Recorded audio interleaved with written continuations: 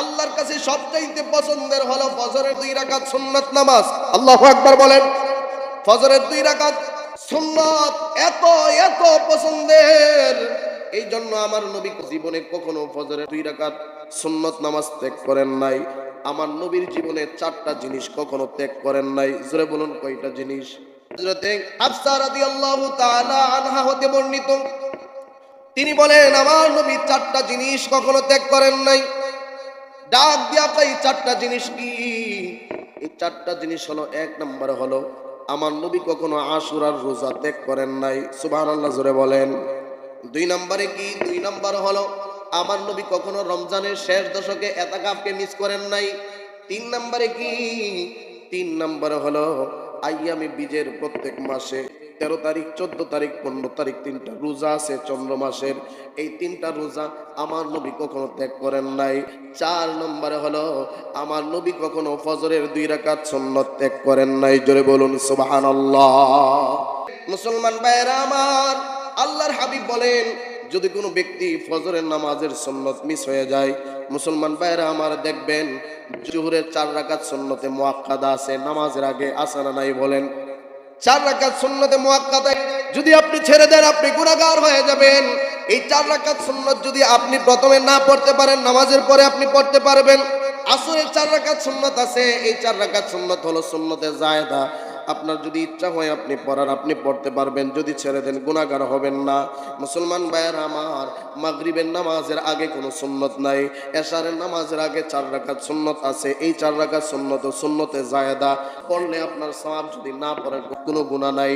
ফজরের 2 রাকাত সুন্নত কেন নামাজ শেষ হয়ে গেলে সরাসরি সাথে সাথে এই 2 রাকাত সুন্নতের হুকুম নাই? এই 2 রাকাত আল্লাহর কাছে কেন এত স্পেশাল? সুবহানাল্লাহ জোরে বলবেন না?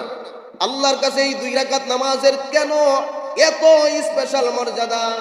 এই জন্যই তো এত স্পেশাল মর্যাদা, কারণ আমার নবী কোনোদিন এই 2 রাকাত নামাজ ত্যাগ করেন নাই।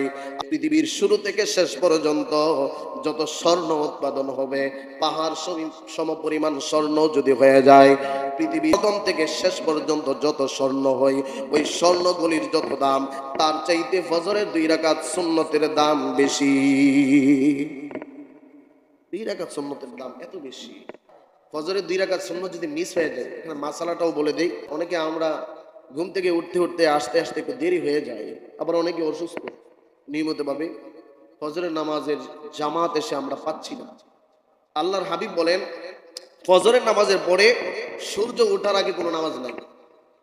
ফজরের নামাজের পরে সূর্য ওঠার আগে কোনো নামাজ কি নাই। আর আসরের নামাজের পরে, মনে রাখবেন, আসরের নামাজের পরে সূর্য ডুবার আগে কোনো নামাজ নাই। এই 2 সময়ের মধ্যে নামাজ পড়া জায়েজ নাই। তবে উলামা ইকরাম বলেছেন যদি আপনার বিশেষ কোনো জরুরত থাকে, মনে করেন একজন ব্যক্তি অনেক অসুস্থ হয়ে গেছে, তাকে হসপিটালের মধ্যে নেওয়া লাগবে, এই জন্য আপনি তাড়াতাড়ি 2 রাকাত নামাজ আদায় করে নিয়ে যেতে পারবেন।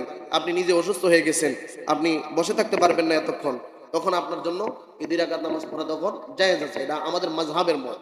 প্রিয় ভাইরা আমার, এই ফজরের নামাজের এই 2 রাকাতের এত দাম।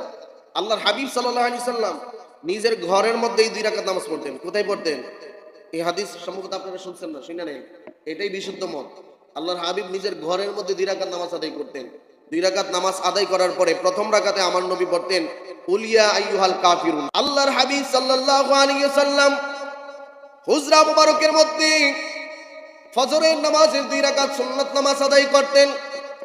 প্রথম রাকাতে সূরাতুল কাফিরুন আদায় করতেন, দ্বিতীয় রাকাতে সূরাতুল ইখলাস আদায় করতেন। আমার মুসলমান ভাইরা, আল্লাহর হাবিব সাল্লাল্লাহু আলাইহি ওয়াসাল্লাম মসজিদে নববীর মধ্যে ঢুকলেন।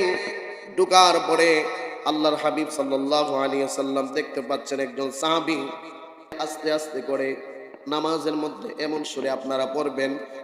মুসলমান ভাইয়েরা আমার, আল্লাহর হাবিব তার কোরআন তেলাওয়াতের আওয়াজ শুনতে পাচ্ছেন, কোরআন তেলাওয়াতের আওয়াজ শুনতে পাচ্ছেন। ফজরের নামাজের সুন্নতের প্রথম রাকাতের মধ্যে পড়তেছেন কুল ইয়া আইয়ুহাল কাফিরুন।